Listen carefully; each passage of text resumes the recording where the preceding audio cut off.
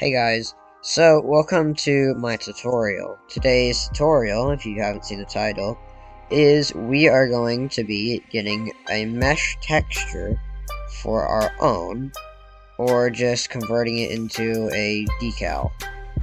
So, what you want to do, you want to get any mesh that you like. For now, we're just going to go with an iPhone, say. So we got this iPhone here, 6S.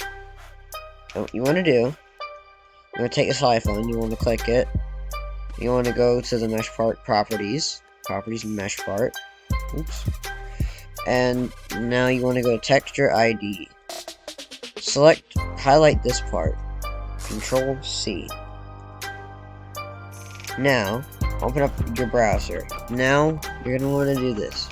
Type in roblox.com/library/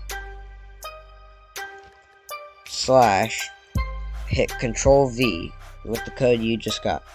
Hit enter. And here you are. This is the image. So basically you can find this. Many people have done this.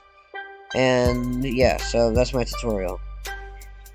But there's one more thing I'd like to mention. We can convert this into a decal, which is pretty easy. You right click it, you save image as. Then when you're done, you publish it as a decal. You go to create and go to the decals and publish it. There should be no problem with that, and this was my tutorial. Goodbye.